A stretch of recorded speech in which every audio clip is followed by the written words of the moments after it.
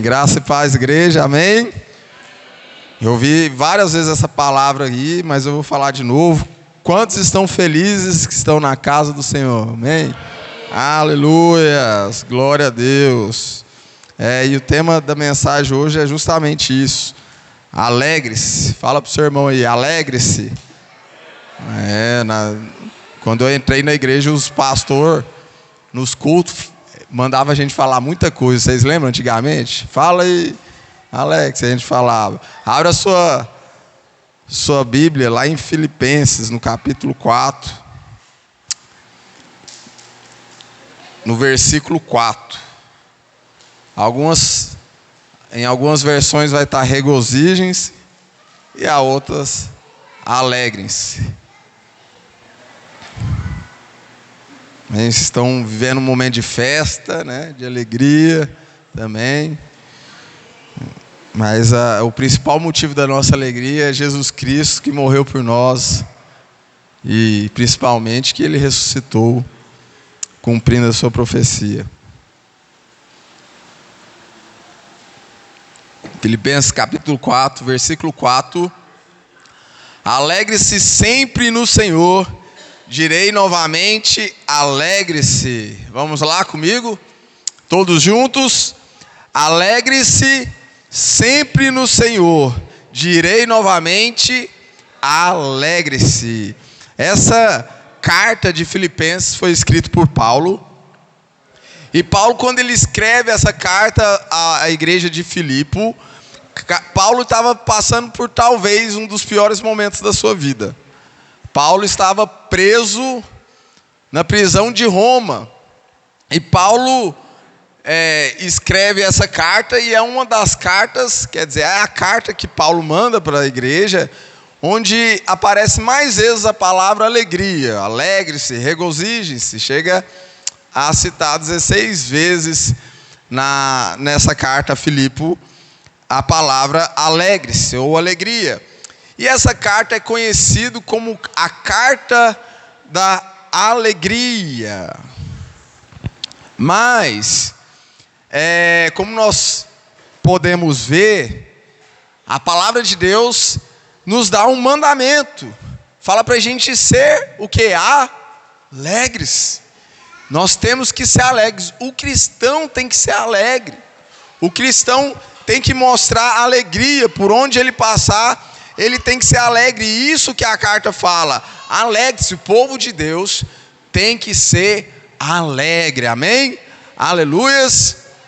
Só que a gente não precisa ser nenhum psicólogo renomado para a gente saber que no meio do povo de Deus, no meio do povo cristão, tem muita gente triste.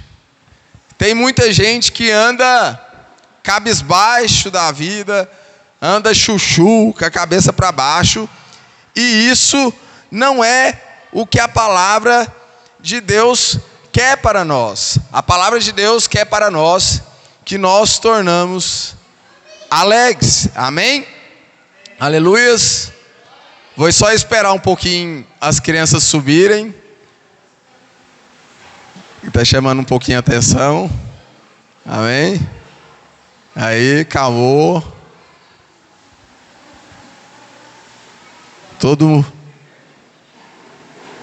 Todos olham para cá. Pessoal, presta atenção aqui agora. Às vezes na vida existe circunstâncias. E é preciso que a gente fique atento às circunstâncias e a todo tempo saiba quem nós somos em Cristo Jesus. Amém?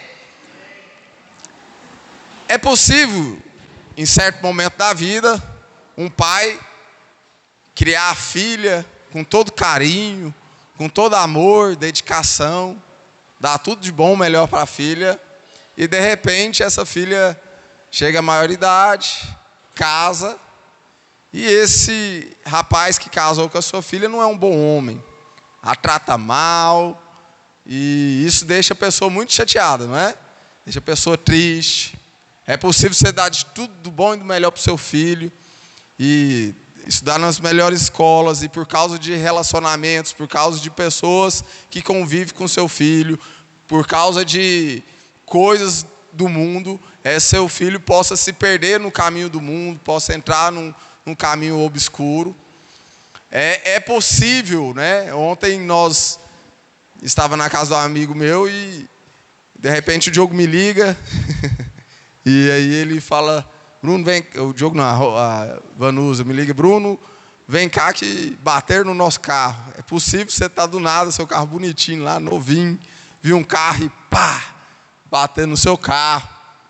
E essas coisas, se a gente não ficar atento, roubam as nossas alegrias. E o que é isso? São circunstâncias. As circunstâncias da vida podem roubar a sua alegria. Mas para Paulo era diferente. Paulo, apesar de tudo que ele tinha sofrido, apesar de todas as tribulações, Paulo chega a falar em Colossenses que ele se alegrava nos sofrimentos, que eu alegro-me nos sofrimentos que tenho suportado por vós, e completo na minha carne o que falta às tribulações de Cristo em favor do seu corpo, que é a igreja. Então Paulo, apesar de todas as circunstâncias, ele fala que se alegrava diante de todas as circunstâncias, de todas as adversidades, e isso que falta um pouco no povo de Deus. Paulo tinha 1001 motivos para começar uma carta, por exemplo, contando das suas trajetórias, dos seus percalços, das suas tribulações. Paulo foi perseguido em Damasco, Paulo foi rejeitado em Jerusalém, Paulo foi esquecido em Tarso, apedrejado em Filipos, Paulo foi escorraçado em Tessalônica, enxutado em Bereia, foi chamado de tagarela em Atenas, foi impostor em Corinto. Paulo enfrentou feras em Éfeso, Paulo foi preso em Jerusalém, foi acusado em Cesareia, sofreu um naufrágio indo para Roma, um lugar que ele queria ir, só pôde ir preso. Chegando lá, antes de chegar em Roma, o seu barco foi naufragado. Chegou lá no barco, naufragado, o povo achando que ele era alguma coisa, que estava tudo errado. Ele chega lá, apesar de ficar tantos dias no mar, tantos dias sem comer, passando fome, lá na ilha de Malta, ele vai mexer num negócio, a cobra pica a mão dele. O sonho dele é ir pregar em Roma. Ele chega lá em Roma preso, acorrentado pelos soldados pretorianos. Eram acorrentados a Paulo. Paulo nunca começou uma carta falando assim: ó, gente, aqui tem uma goteira do meu lado, eu estou cheio de algemas no braço. Paulo nunca começou uma carta falando das circunstâncias que ele está vivendo, mas ele começa uma carta falando: alegre-se. Ele avivava a igreja, porque a alegria, essa carta de Filipenses enfatiza que a verdadeira alegria do cristão não é um mero sentimento, não é aquilo que você está sentindo, mas sim uma atitude de vida. E que atitude de vida é essa? É você saber que você serve um Deus vivo, é você saber que você é um filho de um rei poderosíssimo, que a graça do Senhor cobre a sua vida com toda majestade, e que Ele tem preparado coisas que nem olhos viram, nem ouvidos ouviram, nem jamais penetrou no coração humano. E tudo aquilo que acontece com você tem algum propósito debaixo da vontade de Deus.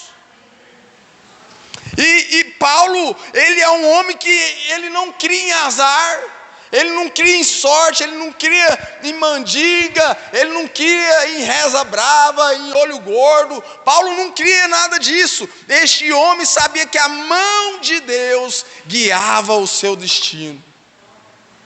Ele, apesar do sofrimento, de toda a tribulação que ele passou, tudo aquilo que ele passou que nós não conseguimos imaginar, apesar disso tudo, ele não falava: eu estou passando por isso, porque o irmãozinho não gosta de mim. Estou passando por isso que minha vizinha, ela é da seita tal e ela faz umas rezas bravas. Eu estou passando por isso, é porque meu patrão não gosta. Não! Paulo sabia que todas as tribulações, toda a adversidade contribuíram para que o reino, para que o evangelho fosse pregado a todas as nações e fosse chegado até nós. Às vezes nós não sabemos o que acontece, nós não sabemos por que nós passamos por certas situações, por certas adversidades, por certos problemas, mas lá na frente nós iremos passar. Se nós somos filhos de Deus, se nós temos um Pai amado, se nós temos um Pai querido, nós sabemos que Ele cuida de nós, e tudo que vem contra nós, toda tribulação, toda adversidade vem para nos provar ou para nos gloriar. Não foi assim que aconteceu com Davi? Davi teve uma tribulação, quem? Golias. Ele venceu Golias, aquela tribulação enorme, e virou rei. Jerusalém, gloriou, alcançou um posto mais alto. Mas também teve Jonas, passou por uma tribulação tremenda. O que aconteceu? Jogaram ele para fora, naufrágio, caiu no meio do mar. Agora eu vou morrer, prefiro morrer do que pregar lá naquele lugar. Vem uma baleia, pá, engole ele, deixa lá ele no lugar que ele não queria ir. Deus está te tratando, está te corrigindo. Então o problema ou vem para te corrigir, ou para te dar um posto ainda maior. Aí a gente tem aquele síndrome do vitimismo. Porque eu nasci assim, meu pai foi assim, minha mãe foi assim, eu vou morrer assim. Não, isso foi quebrado, porque Jesus Cristo já pagou o preço alto ali na cruz do Calvário. Jesus Cristo já morreu ali na cruz. Nós não corremos mais atrás da bênção, nós conquistamos a bênção quando Jesus morreu ali na cruz do Calvário. O que nós temos que fazer? Nós temos que crer, nós temos que ter fé. Então, se você não tiver o entendimento da revelação de Deus sobre as circunstâncias, que são os problemas da vida, essas coisas vão levar embora a sua alegria. O crente tem que ser alegre.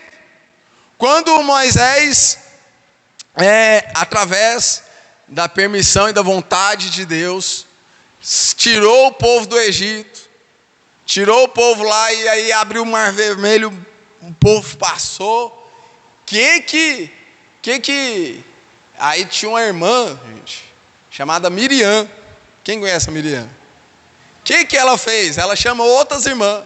O que a Miriam fez? Miriam dançou na presença de Deus. Miriam dançou na presença de Deus. Estou alegre com quem? Com Jesus, amém, amém. Só se dançar na presença de Deus. Miriam dançou, é alegria. Alegria. Eu estava vendo esses dias aqueles réus no Instagram, e aí estava passando um padre, eu falei assim, eu concordo plenamente com esse padre. O padre falando assim, eu nunca vi uma pessoa andando de bicicleta, passando de bicicleta, sair, descer da bicicleta, descer triste. Eu nunca vi. Eu nunca vi alguém que está lá na academia e está tudo, e o professor falando lá, mão direita para cima, mão esquerda para cima, e a pessoa ficar triste. Eu nunca vi ali naquele momento, mesmo que é uma alegria momentânea, mas eu nunca vi uma pessoa ficar triste naquele lugar. Mas aí tem cristão que não se movimenta, e aí é a primeira lição de hoje. Tem muito cristão que fica parado, fica a tarde inteira reclamando, fica a tarde inteira lendo bula de remédio, né? Aí chega de noite, põe aquela pantufa. Aí tem uns irmãos que é mais para lá do que para cá, ainda coloca um Renato Russo ainda, um Valdir Soriano. Aí é a depressão pura, meu irmão. Então você quer alegria? Muda, você é alegre. Tem gente, por causa do estilo de vida, vive uma pessoa triste. Ela é parada, ela é estagnada, ela não se movimenta. Mas, olha só, Se não fosse, presta atenção, se não fosse a perseguição, se não fosse a prisão de Paulo, se não fosse ele ter passado por isso tudo que ele passou, talvez nós não teríamos cartas como essa carta da alegria, escrita por Paulo e abençoando nossas vidas. Porque lá em Roma, quando ele estava preso em Roma, ele escreve as epístolas da prisão, que foi Efésios, Filipenses, Colossenses e Filemão. Bom, por que ele escreveu? Paulo tinha aberto as igrejas. Paulo poderia visitar as igrejas? Não poderia, porque ele estava o quê? Preso. E aí ele tinha que comunicar a igreja. Bom, Paulo, além dele ter encorajado os irmãos dentro da prisão, ele trabalhado mais do que os irmãos que estavam soltos ali na prisão, Paulo escreve a carta como uma forma de evangelizar aquele povo. E essa carta hoje está na Bíblia, a qual nós podemos ser edificados por elas. Todas as coisas cooperam para aqueles que amam a Deus.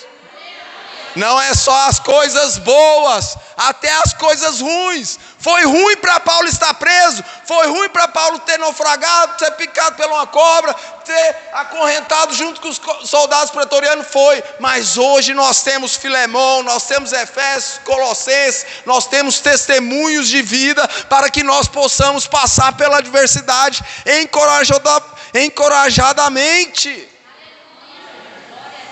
E aí a gente fica cabisbaixo com qualquer coisinha. De vez em quando vai faltar o dinheiro. Ou é só lá em casa que falta? De vez em quando você vai brigar com sua esposa. O esposo vai brigar. A esposa vai brigar com o marido. Ou é só lá em casa que acontece? De vez em quando vai acontecer de você estar desanimado, do seu patrão te encher o saco. Mas todas as coisas cooperam para aqueles que amam a Deus. Não deixa as circunstâncias tirar a alegria da sua vida. Seja uma pessoa alegre, movimente-se, faça alguma coisa. Saia de perto de pessoas tristes, saia de perto de pessoas que só falam palavra negativa, fala que não. Pelo amor de Deus. Sabe que eu trabalho como personal trainer, né? E aí, de vez em quando na academia, segunda-feira passada, e eu dei essa ministração lá na igreja. Segunda-feira passada, 7 horas da manhã, chega 2 alunas. Você viu? Eu vi o quê? O furacão. Eu falei, não, aqui não. Vai começar às 7 horas da manhã, na segunda-feira você vai vir falar de furacão, aqui é alegria, aqui é malhação, aqui é movimento. Não, aqui não. Segunda-feira vai lá de furacão. Misericórdia, irmão. Não, mesmo que você está doido para falar de uma coisa ruim lá que você viu no jornal. Passa vendo no jornal o dia inteirinho, só coisa ruim, vai alimentando a sua alma. Mesmo que você está doido, não, quebra isso da sua vida. Para de assistir o Jornal do Meio-Dia, se for possível.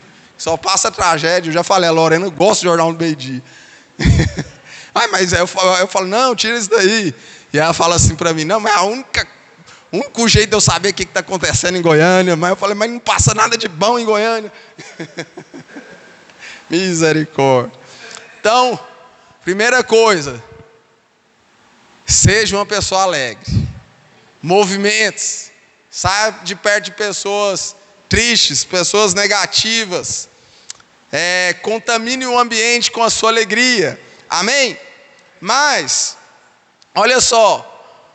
Vocês acham que isso acontece nos tempos de hoje? Não. O povo de Deus, quando ele sai do exílio do povo babilônico, e é constituído um reinado governado por juízes. E lá em Neemias fala que o povo de Deus, através de Esdras e através de Neemias, Esdras era o escriba daquele lugar. E aí a gente vai abrir lá em Neemias no capítulo 8, no versículo 10. Neemias, capítulo 8, versículo 10.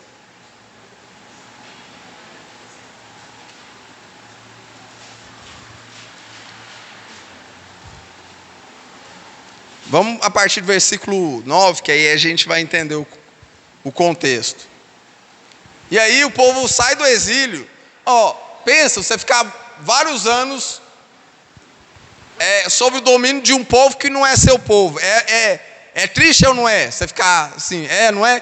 Aí, pensa você ser libertado. Era momento de alegria ou não é? Momento de alegria. Só que olha só, 9, versículo 9. Então Neemias, o governador, Esdras, o sacerdote e escribas, e os levitas estavam instruindo o povo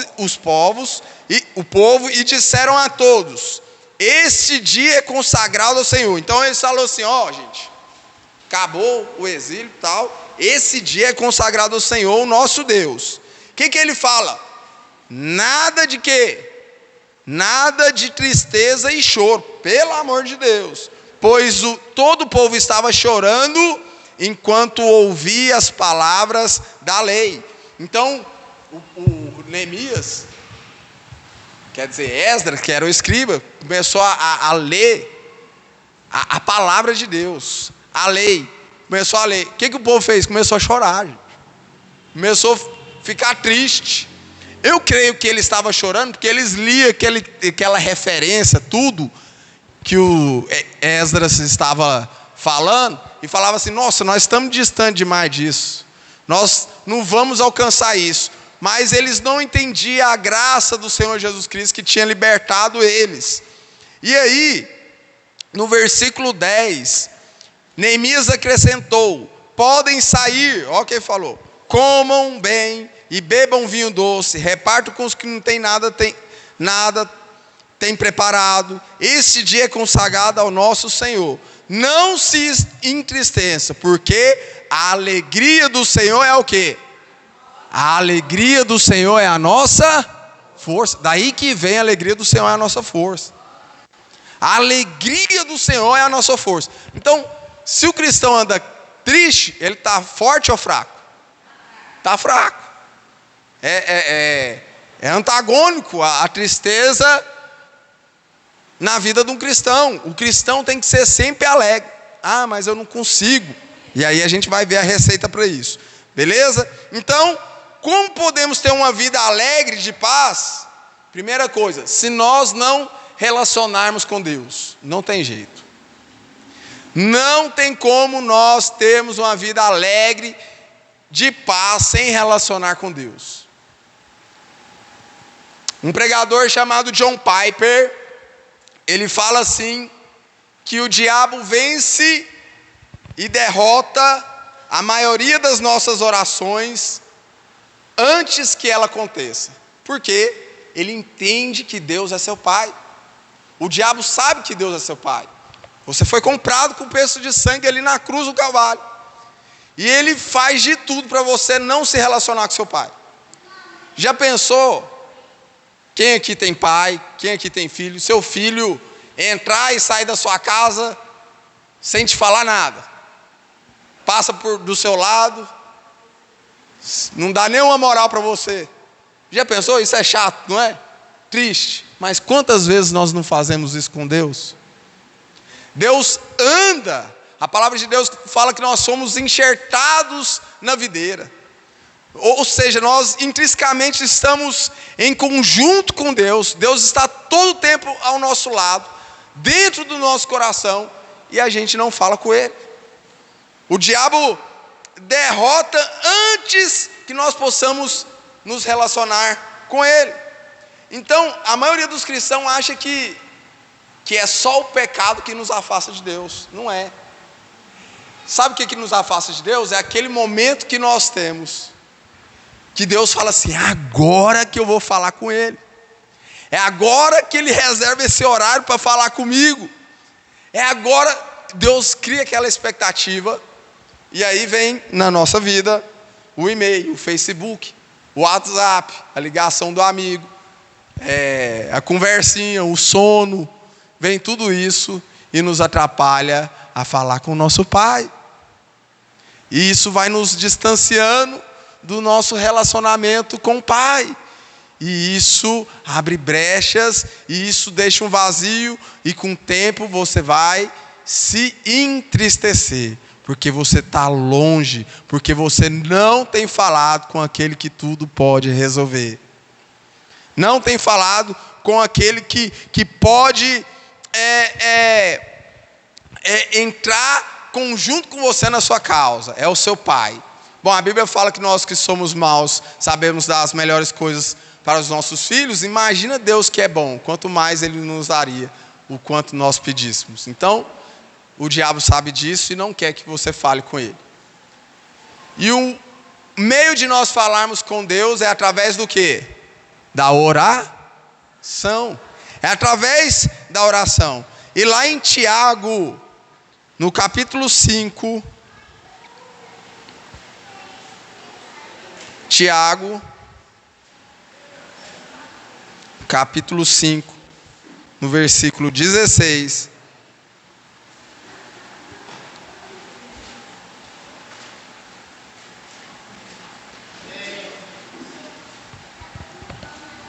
A palavra fala assim, versículo 16: portanto, confesse os seus pecados uns aos outros, e orem uns pelos outros para serem curados. E aí, o que a palavra fala sobre o que é a oração? A oração de um justo. Quem é justo aí? Amém? Amém. Nós somos justificados na cruz do Calvário.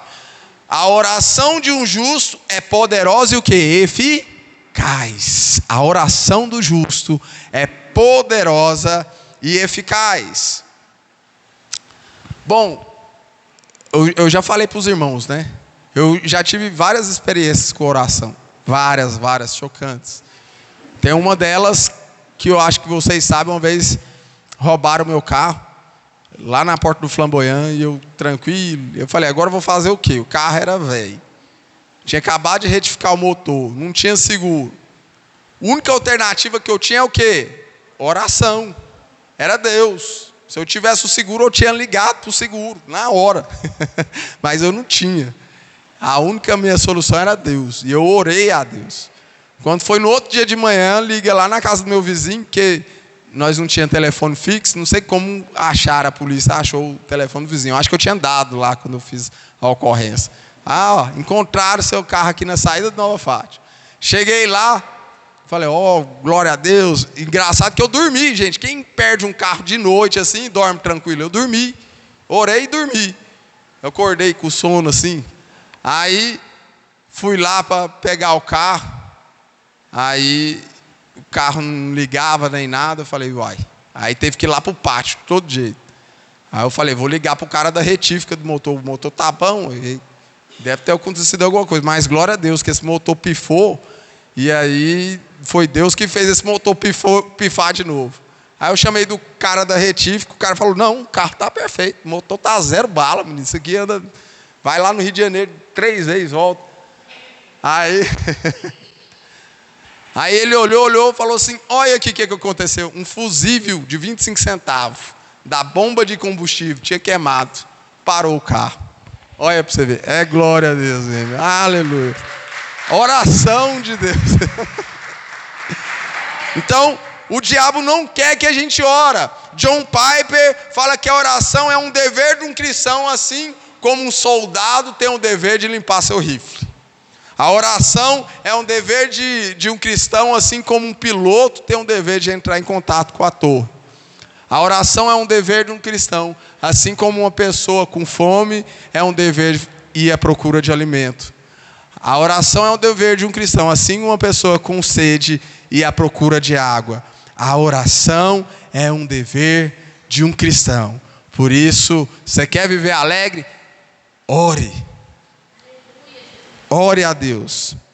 Mas não é esperar do outro. Pastor, mas você não sabe, porque a pastora Adriana não ora por mim. A irmã não ora por mim, não cobre minha vida. Pastor, se ela tivesse ido lá em casa e orado naquele dia, não teria acontecido isso. Se Se a pastora Wanda não tivesse feito aquele dia que eu pedi para ela ir lá em casa e botar a mão no meu marido, não teria acontecido com ele isso. Não. A palavra lá em Mateus, no capítulo 6, no verso 6, fala qual que é a oração mais eficaz. Mas quando você orar, vai para o seu quarto, feche a porta e ore o seu pai que está em secreto. Então o seu pai que vê em secreto o recompensará. Então não fique esperando do irmão, da pastora, do ciclano, fulano, não arrume desculpa. Entre para o seu quarto, feche a porta e ore ao seu pai em secreto. Sabe que Daniel, vocês fizeram a campanha de Daniel aqui, vocês sabem muito bem. Ele era um rapaz extremamente de oração. A palavra de Deus fala que ele orava quantas vezes por dia? 3 vezes por dia. Olha só. Nós às vezes uma está difícil. Era sagrado. Ele tinha que fazer a oração dele. Daniel foi colocado num posto superior a todos os outros pelo rei. As outras pessoas ficaram com inveja de Daniel. Oraram para a vida dele, falou assim: não é possível esse cara aí, esse cara tão manso, mandar em nós, não pode. Vamos procurar alguma coisa para incriminá-lo, para tirar esse cargo dele. E aí, oraram para a vida de Daniel, não encontraram nada. Uai, o homem, nem pela comida, nem pela barriga o homem se corrompe. Lembra? Daniel podia provar dos manjares do rei, entrou em jejum. Não queria se contaminar e falou: não tem jeito. Mas eles repararam que Daniel orava 3 vezes por dia. Falou: o único jeito é nós armar uma para ele não orar mais. E ele vai ter que parar de orar. O diabo sabe que a sua oração é poderosa. Ele quer fazer você parar de orar. Ele quer fazer você acreditar que a oração do outro é melhor.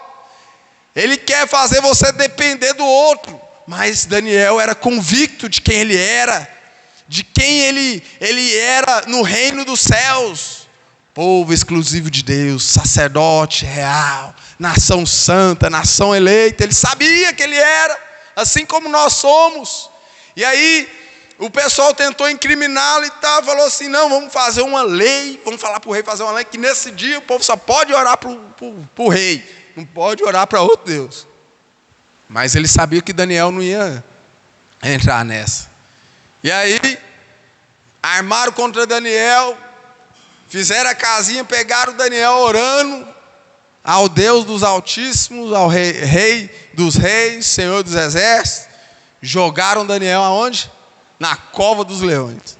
Às vezes nós achamos assim: nossa oração não está dando certo. Olha onde eu fui parar, na cova do leão. Olha onde eu vou. Olha o que aconteceu na minha vida. Justo quando eu estou mais orando, justo quando eu estou mais perto do Senhor Jesus, olha o que aconteceu na minha vida. Assim foi com Daniel. Foi parar na cova dos leões. Mas apesar dele estar lá na cova, nenhum leão tocou na vida dele. Apesar de você estar às vezes passando um momento difícil da sua vida, esse momento difícil, essa tribulação não pode te derrotar, não pode te vencer, porque a palavra já falou: você é mais do que vencedor em Cristo Jesus. E todas as coisas contribuem para que a palavra de Deus, para que a obra de Deus possa se cumprir na sua vida. Então não se esmoreça, não se entristeça, porque o nosso Deus é bom e a sua misericórdia dura para sempre. Aleluias, glória a Deus. Sabe,